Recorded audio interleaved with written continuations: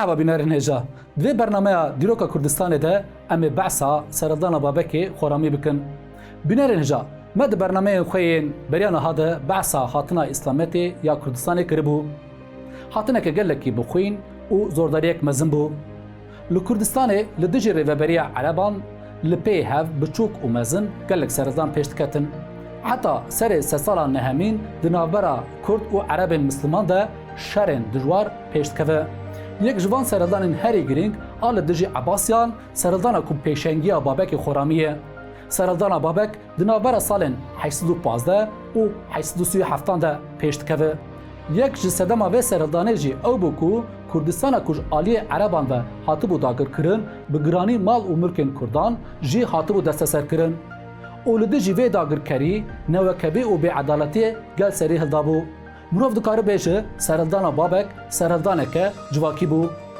تماشاوان هجا بریا کو ام درباسی پیشکتنا سردان ببن ام دخوازن هنکی بعثا بابک بکن بابک وکی کوک جبافته yani mirov dikare bêje bavek bavekî xoramî yani bavekî ji baweriya xoramî li gorî hin çavqaniyan babek di sala 1995 de ji dayîk dibe babek li ser baweriya heremiyê ye lema jê re babekî xoramî hatiye gotin tu cudahî di navbera xoram û herem de tune ye tenê dwarê bilêvkirinê de cudahiyeke biçûk xuya dike her wiha dwarê fonetekî de jî heman e خورامی جی جو خورام آنجی حرمته حرم کچا مازدکی آواکار باوریا مازدکیه پشتی کو مازدک به کمپلوی که ساسانیا تی قتل کرن کچا وی حرم باوریا که نو یا دوالیست پیشتخه وکی باوریا حرمی بلاف دبه حرمی تی باوری به وکویتیتینه لدجی کولداری و خرابیه تی دکوشه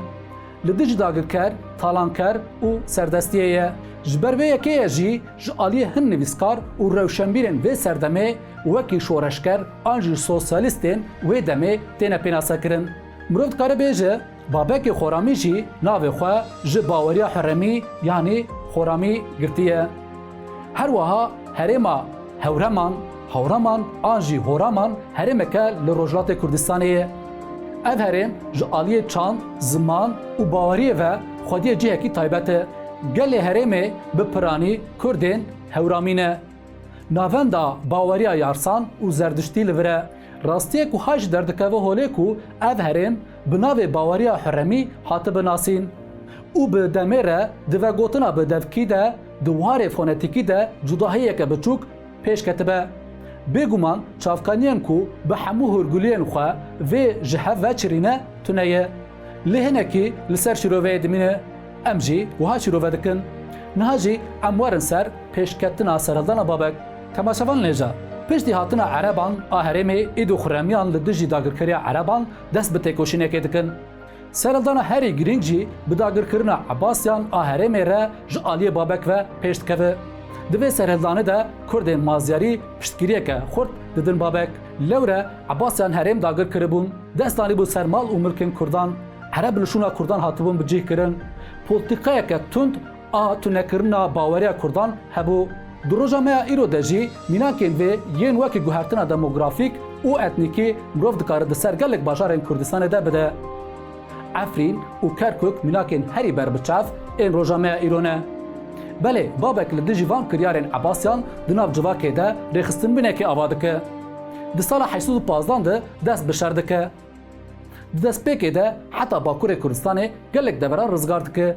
Axa ku rizgar dike bi awayekî wekhev li gel belav dike. Di sala 816 de li Bakurê Kurdistanê û li her devera ku xebatên rêxistinbûnê qediya babek li wê derê serildan pêş dixe. Pişt re hêzên xwe komî serhev dike û li gelek deveran artêşên Abbasiyan têk dibe. Babek ji Bakurê Kurdistanê bigire heta Ermenistanê rizgar dike. Di pevajeyeke ku Xelîfe Mutasim hêj nû hatibû ser text, babek amadekarî dikir ku biçe ser Bexdayê û dawî li hebûna Abbasiyan a herêmê bîne. Xelîfe Mutasim babek ji bo xwe gelekî xeter dibîne û dibin navê cihadê de hemû welatên İslamî vedixwîne cihadê ango şer.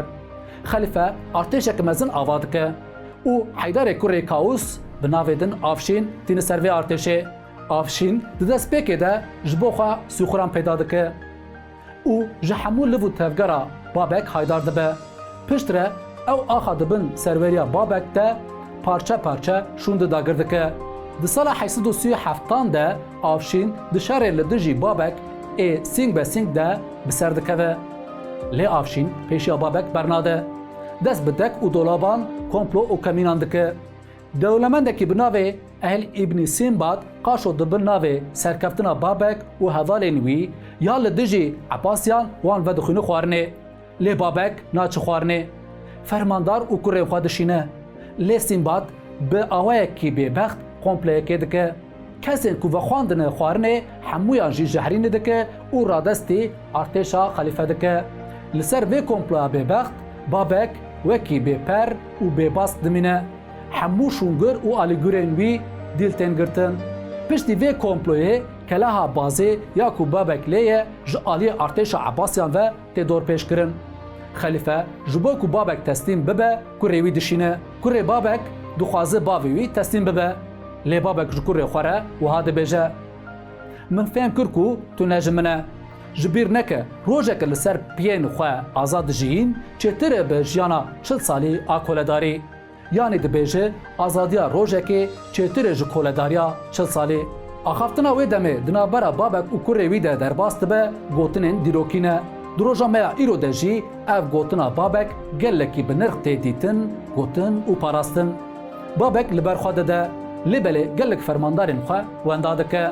Hema bêje di şer de bi tena serê xwe dimîne. Piştî berxwedaneke dirêj bi birîndariyeke giran dîl dike bi destên artêşa xelîfetiyê. İşkenceyeke mînaka wê tuneyê li babek tê kirin. Hin rîvayet heye ku dibêje li Urmiyeyê bi işkenceyeke giran hatiye qetil kirin. Hin rîvayet jî dibêje li bajarê Samara yê Iraqê tê qetil kirin. Lê rastiyek heye ku li pêşberî gel işkenceyeke hovane dest û milên wî tên jê kirin. Lê babek qet dengê xwe dernaxe û ew xwîna ku ji milên wî diherike dipejiqîne ser çavên xwe. Di vê îşkenceya ku li babek tê kirin de Xelîfe Mutasim jî heye. Xelîfe ji babek dipirse te çima xwîn pejiqan ser çavên xwe? Babek jî dibêje ji laşê min xwîn diçe û ji ber vê dê wecê min zer bikişe. Li ser vê rewşê hûn ê bêjin qey ditirse û vê belav bikin. Xwînê li ser çavên xwe dikim ku we ji vê kêfê mehrûm bikim. Belê piştî îşkenceyeke giran babek bi rojan bi sêdarê ve girêdayê dimîne û tê qetil kirin. Gotinên babek yên da wî jî wiha ne. Wekî hemû zaliman tu jî dixape. Lewre destana min destanek wihaye ku ne bi babek dest pê kiriye ne jî dê bi babek biqede. Ey belengazno hûn ê qet fêm nekin ku ew agirê azadiyê tiştekî çawa ye. Ew agirê bêhempa ku dil dişewitîne ve diguherîne xweliyê. Azadî çi şêrîn dibe çi jî teal. Tenê ew e qibleya min. û ew zalimên ku min dikuje dê qet fêm neke ku bi mirinê fedayê azadiyê tune nabe. Belê çi rast gotiye li gel bi sedan salan di ser mirina babek li derbas bûye jî hêj fedayên azadiyê di serî de li Kurdistanê li gelek deveran li dijî zaliman tê dikoşin. Belê destana babek ne ya ewil bû û ne jî ya dawî ye. Di roja me ya îro de jî gelê Kurd û şervanên azadiya Kurdistanê destana azadiyê dinivîsîne. Belê ev bûyer destan û serpêhatiya babek hê jî li benda nivîsandinê ye. Ev destan hêjayê derhenêrên Kurd bi sînemayê ji cîhanê re bide nasîn.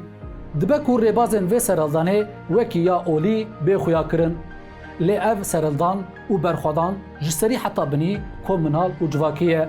Piştî serhildana babek jî li dijî Abbasiyan serhildanên Kurdan pêşketine û hebûna xwe parastine.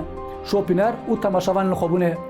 Ji bo heqîqeta dîroka Kurdistanê di tarîtiyê de nemîne, me bi vê bernameyê şewqa çiraya xwe da ser babekê Xoramî. Hêvî darim ku sûdwar bûbe. Belê bînerên hêja, em gihîştin dawiya vê bernameya xwe. Ji bîr nekin, bibin aboneyên kanala me, me bişopînin û bernameyên me bela bikin. Xwe binasin, hebûn û xwebûna xwe biparêzin.